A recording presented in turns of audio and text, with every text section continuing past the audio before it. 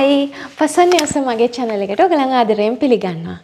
අද මම හිතුවා ඔයගලන්ට ඩයිනින් ඒරියා එකට රග් එකක් තෝරගන්නේ ඒ මෙෂර්මන්ට්ස් ගන්න කොහොමද කියලා පුංචි වීඩියෝ එකක් කරන්න. මොකද ගොඩක් දෙනෙක් රග් එකක් තෝරගන්නකොට ඒක හරියට තෝරගන්නේ විශේෂයෙන්ම ඒක මෙෂර්මන්ට්ස් ගැන ලොකු අවබෝධයක් නැතුව තමයි ගොඩක් දෙනෙක් ඒරියා රග්ස් තෝරගන්නේ. ඉතින් අද මම තෝරගත්තේ මගේ ඩයිනින් රූම් එක. ඉතින් මීට කලින් මම ඩයිනින් රූම් එක ගැන වීඩියෝ එකක් කරලා තියෙනවා. ඒ වීඩියෝ එක ඔයගලන්ට බලන්න පුළුවන් මේ ලින්ක් එක ක්ලික් කරලා. ඉතින් දැන් අද මම විශේෂයෙන් කතා කරන්න යන්නේ රග් එකක් කොහොමද අපි තෝරගන්නේ. කියන්නේ රග් එකේ මෙෂර්මන්ට්ස් කොහොමද අපි අරගන්නේ කියන එක හරියට ඔයගලන්ට අවබෝධයක් ලැබලා දෙන්න තමයි මම අද මේ වීඩියෝ එකෙන් උත්සාහ කරන්නේ. එහෙමනම් ඉතින් ඉන්න මාත් එක්කලා බලන්න ඔයාගේ ගෙදර මේ වැරද්ද කරලා තියනවාද? එහෙම නැත්නම් ඔයා ඉදිරියේදී ඩයිනින් ඒරියා එකට රග් එකක් ගන්න බලාපොරොත්තු වෙනවා නම් කොයි විදිහටද ඒක තෝරගන්නේ කියලා අද අපි කතා කරමු. ඩයිනින් ඒරියා රග් එකක් තෝර ගැනීමේදී අපි සැලකිලිමත් විය යුතු දෙයක් තමයි ඩයිනින් ටේබල් එක වගේම හැම පුටුවක්ම ඒරියා රග් එක ඇතුළෙම තියෙන්න ඕන කියන එක. එතනදී අපි මතක තබා ගත යුතු දෙයක් තමයි ඩයිනින් චෙයර්ස් අපි නිතරම එහා මෙහා කරනවා කියන එක. වෙන විදිහකට කියනවා නම් කෑම ගන්න වාඩි වෙද්දි වගේම කෑම අරගෙන ඉවර වෙලා ටේබල් එකෙන් අයින් වෙද්දිත් පුටු මේසෙන් ඉවතට තල්ලු වෙනවා. තල්ලු කරනවා.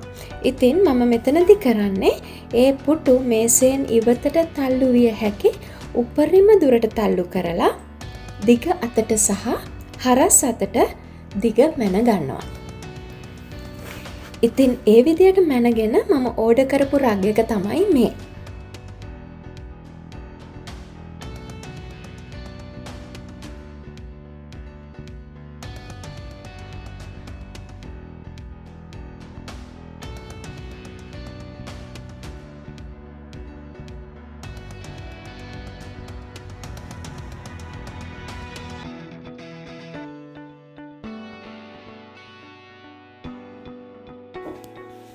දැන් ඔයාට පේනවනේ පුටු 6ම එළියට ඇද්දත් ඒ හැම පුටුවක්ම ඒරියා රග් එක ඇතුළෙම රැඳෙන තරමට මේ රග් එක විශාලයි.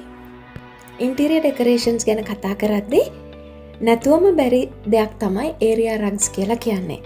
ඉතින් මේ ඒරියා රග්ස් හරිම සයිස් එකට තෝරගත්තේ නැත්නම් ඔයා බලාපොරොත්තු වෙන ලස්සන ඔයාගේ ගෙදරට එකතු කරගන්න බැරි වෙනවා. ඉතින් ඒක නිසා ඔයාට අද මම මේ පෙන්නුවේ කොයි විදිහටද අපි ඩයිනින් ඒරියා එකට රග් එකක් තෝරගද්දි මෙෂර්මන්ට්ස් ටික ගන්න කියලා. ඉතින් එහෙනම් මම හිතනවා අද මේ අපි කතා කරපු දේවල් ඔයාගේ ජීවිතේට වැදගත් වෙයි, ඔයාගේ ගෙදර ලස්සනට තියාගන්න වැදගත් වෙයි කියලා. ඉතින් තාමත් ඔයගලන් දන්නවා මම මේ ගෙදරට දැන් ආව විතරයි. ඉතින් තාම අපි ගොඩක් දේවල් මේ ගෙදර කරලා නැහැ. දැන් ඩයිනින් ඒරියා එකේ වුණත් ගොඩක් ඔයගලන්ට පේනවා. දැන් කලින් තිබ්බට වඩා ගොඩක් අර එම්ටි ගතියක් එහෙම තියෙනවා. ඉතින් ඒ දේවල් ටික ටික හදා ගන්නකොට මම ඔයගලන්ට ඉදිරි වීඩියෝස් වලදී ඒ දේවලුත් කතා කරන්නම්. ඉතින් එහෙමනම් මේ වීඩියෝ එක හොඳයි කියලා හිතනවා නම් ඔයාලට ප්‍රයෝජනවත් වුණා කියලා හිතනවා නම් ලයික් එකක් දාන්න, යාළුවොත් එක්ක බලන්න ෂෙයා කරන්න, සබ්ස්ක්‍රයිබ් වෙලා නැත්නම් සබ්ස්ක්‍රයිබ් වෙලාම ඉන්න මගේ channel එකට.